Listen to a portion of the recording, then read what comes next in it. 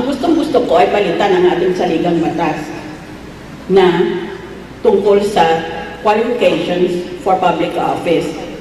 Eh biro mo, basta literate ka lang, makakapagbasa ka at makapagsulat, pwede ka na pala tumakbo na opisyal ng gobyerno.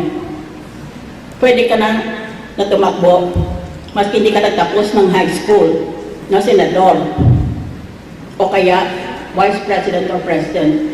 Biro mo yon, sa libro natin, para niyo malaman, para ka magpulis, mag-apply ka palang pagka-pulis, kailangan may college graduate ka. Pero, para maging presidente o senador, hindi kailangan na may high school diploma, may college diploma ka.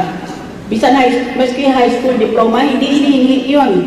Yan ang rason kung bakit pag nakinig ka sa senador o kung minsan sa presidente, sari-sari klase English ang narinig mo. Yung iba, you never heard of these English expressions they're using. So, dapat palitan natin yung provision o provision sa ating saligang batas tungkol sa qualifications for president. Dahil, importante yung edukasyon eh. Iba talaga yung natutuhan ka sa mga profesor na may mga expertise nang sa puro ka lang experience. Ngayon, kaya galit ang mga taong bayan sa politiko dahil palapunta sa sinehan ng ating masa at nakita doon sa sine ang kontrabida parang palaging ang politiko dyan sa bayan na yan. Politiko na may bigote. Palaging kontrabida.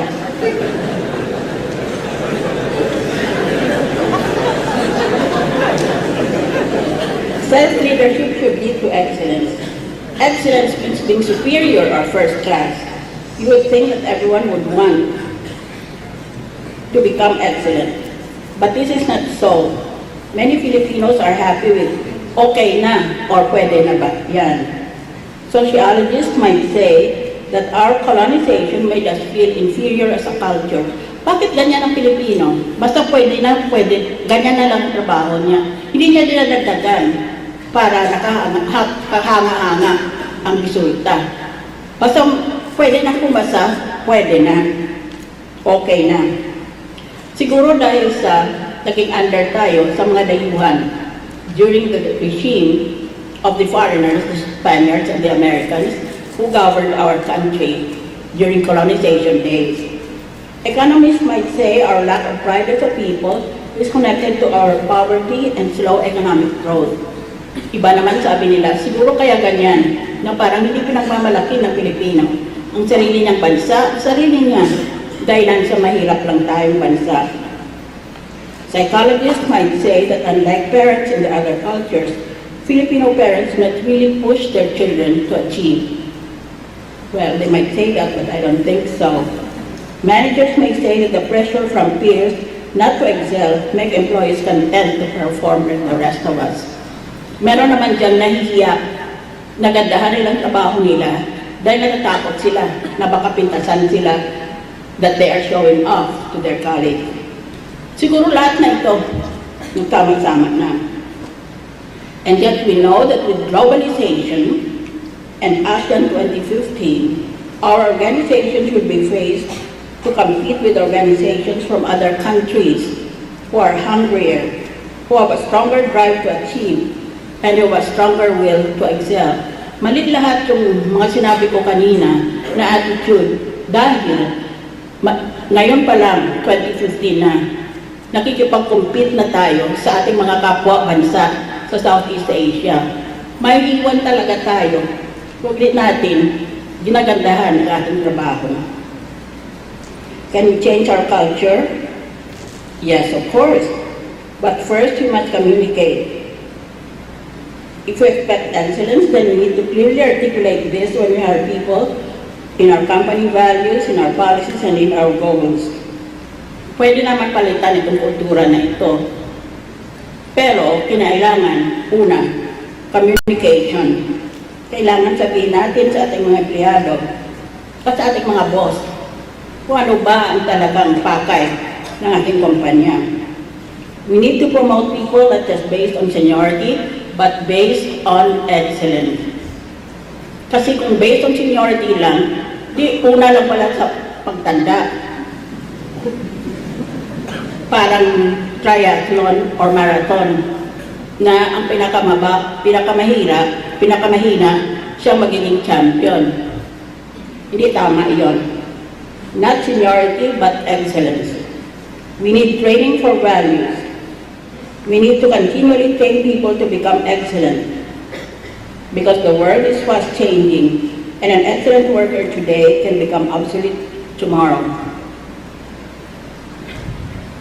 Yun ang problema sa mga presidente ng Pilipinas. Naging obsolete sila. Unang taon, enjoy na enjoy sila. Ngayon, akala nila dahil presidente sila at maraming nagsisip-sip sa kanila. Pero yung totoo, matalino sila. Kaya sunod na taon, ang yabang na.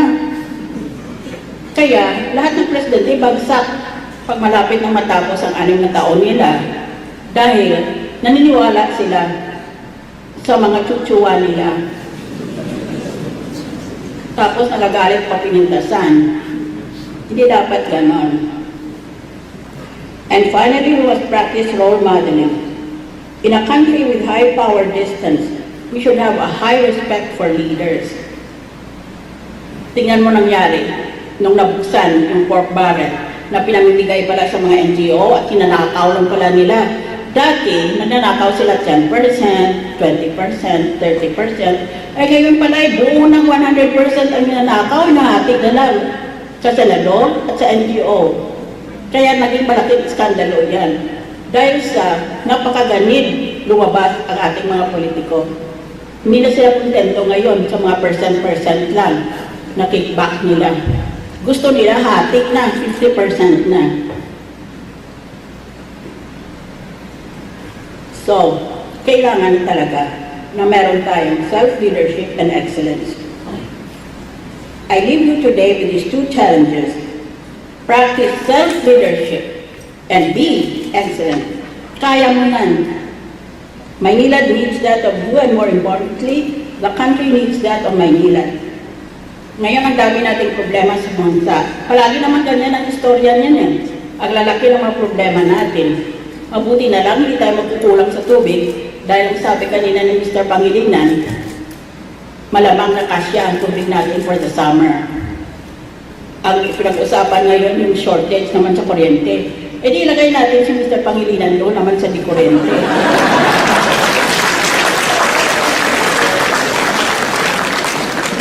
Pero naman ang problema, I assure you from my own personal experience, there is a solution. All that we need is to believe in ourselves. Maniwala tayo sa sarili nating kakayahan.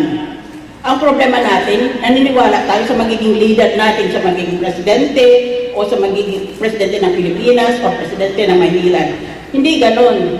Maniwala ka sa sarili mo. Ang kaya nila, kaya mo rin. Mas may kaya ka pa. Hindi mo lang alam. At we must remember that after all is said and done, there is a God in this universe.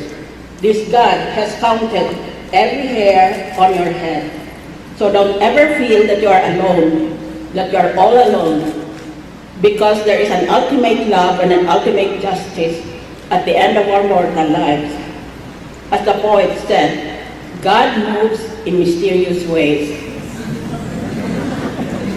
God moves in mysterious ways. God moves in mysterious ways. His wonders to perform. He plants his footsteps on the sea and rides upon the storm. Deep in unfathomable minds of never-failing skill, he treasures up his bright designs and works his sovereign will. Thank you.